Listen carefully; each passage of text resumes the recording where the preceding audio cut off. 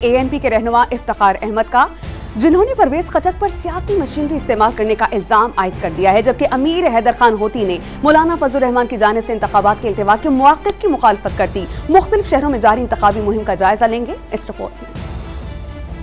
दादू के हल्के NA 228 पर पीपल्स पार्टी के उम्मीदवार रफीक अहमद जमाली ने इंतखाबी सरगर्मियां शुरू कर दी। यूनियन काउंसिल इलाहाबाद में मुनक़दा वर्कर्स कन्वेंशन में पमर बरादरी की शख्सियत ने पीपल्स पार्टी में शमूलियत इख्तियार की। तकरीब से खिताब में रफीक अहमद जमाली ने दादू को पीपल्स पार्टी का गढ़ करार देते हुए जिले में रिकॉर्ड तरक्याती काम कराने का दावा भी किया। साहिवाल का हल्का NA 141 और PPP 199 पर मुस्लिम लीग नून के उम्मीदवारों पीर इमरान शाह और मलिक नदीम कामरान ने हामियों के साथ मुलाकात के बाद अपनी इंतखाबी मुहिम का आगाज कर दिया। अवामी नेशनल पार्टी रहनुमा और साबिक वज़ीर खैबर पख्तूनख्वा अमीर हैदर होती ने मर्दान में इंतखाबी जलसा किया। अपने खिताब में उन्होंने इलेक्शन के इल्तवा को मुस्तरद करते हुए कहा कि वो मौलाना फजल रहमान के इलेक्शन इल्तवा के मुतालबे से इत्तफाक नहीं करते। इलेक्शन में इल्तवा मुल्क को मजीद मुश्किलात से दो चार करेगा। उधर नौशहरा के हल्के PK 89 पर अवामी नेशनल पार्टी के उम्मीदवार मियां इफ्तिखार हुसैन ने प्रेस कॉन्फ्रेंस की और अपने हरीफ PTI पार्लियामेंटन के सरबराह परवेज खटक पे तनकीद बनाया। इल्जाम आयद किया कि परवेज खटक ने तमाम इंतजामिया और दीगर महकमों के अफसरान को गुलाम बना रखा है।